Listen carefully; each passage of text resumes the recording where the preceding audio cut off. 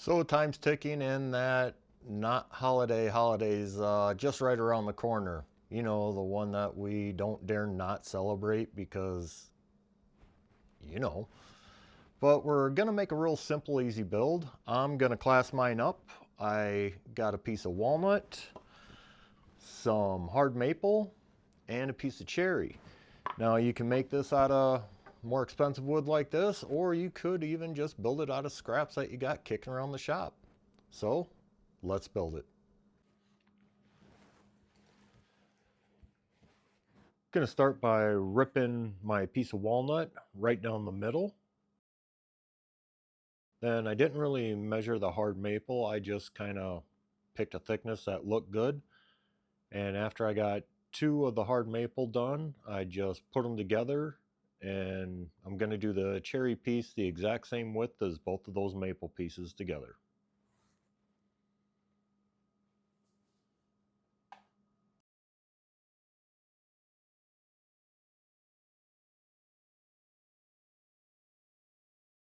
Went ahead and just run these over the planer, just kind of kissed them with a quick, I think I might have been on a 1/64th setting, maybe a little bit less than that, just to make sure any oddball saw marks were off of it, because these pieces are already getting pretty thin, so I didn't want to have to try to sand them. So, gonna get to the glue up here.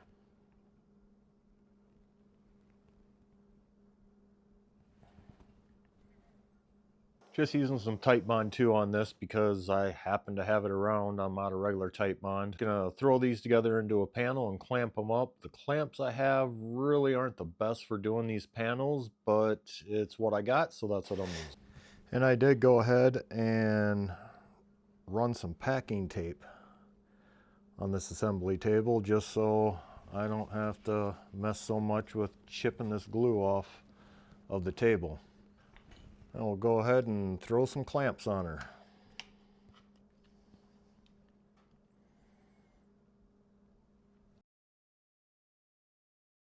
All right, got her all clamped up. Seems pretty level and stable. I'm gonna go ahead and get this glue cleaned up a little bit and we'll let it set up. Got pulled away for a couple days, so this had plenty of time to dry up. Let's get her unclamped and see what we're looking at.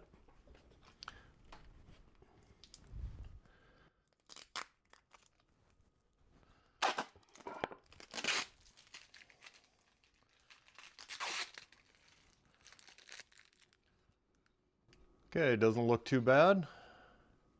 Got some cleanup to do, but nothing a little sanding won't take care of, so let's get to sanding it.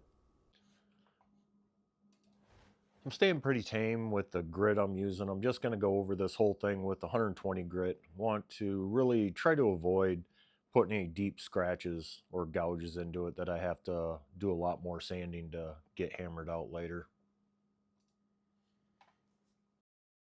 Got this sanded down. Now measured out my centers where I want these holes.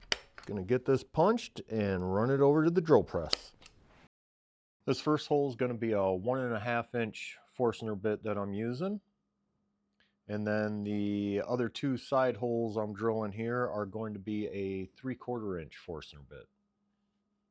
Got my holes all drilled out. Now we're gonna just do the little curves here. I'm just gonna line this mixing bucket up with both edges and trace out a curve.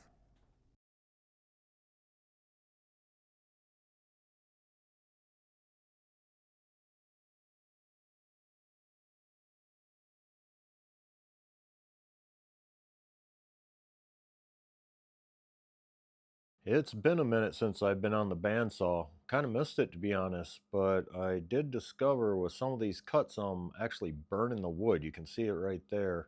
So apparently this blade has seen its duty and it's time to swap it. I think future me must have been taking a coffee break because I should have actually drawn out these cut lines before I rounded it over, but that's all right. We'll get these scabbed in now. I would have taken the time to do a template.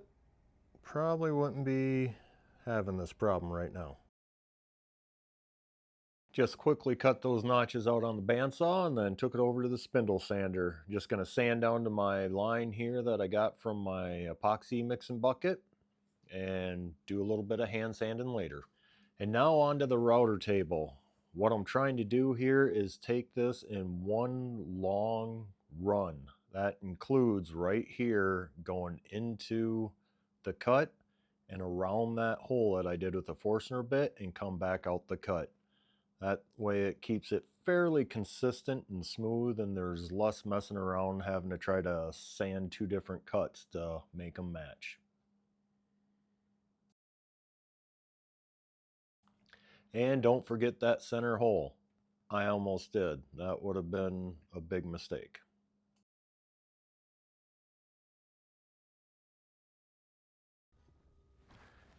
And after that trip on the router table, that kind of cinches her all up. Just have to do a little bit of hand sanding around these roundovers, and of course this cherry burned a little bit with the router. But I'm not going to bore you with the hand sanding. Next time you see this, it'll be time to put a finish on. Got that all taken care of. Got her sanded down, and it's looking all right. I think what I'm going to do this time is go with a little lacquer. 3D printed myself some new little pyramids. So let's go ahead and give this thing a shot.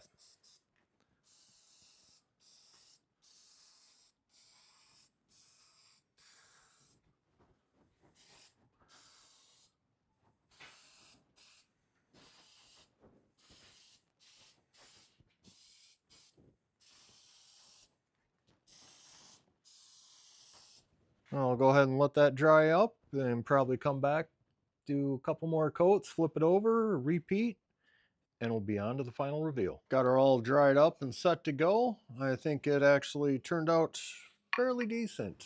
Couple little things I'd change if I did it again, but let's go ahead and get this thing put together. And this, if I wouldn't have got pulled away, would have been a much quicker project. Easily get this done in a day, depending on the temp for the glue up. But simple, easy, and functional. I'll readjust the camera angle here and let you get a better shot of it.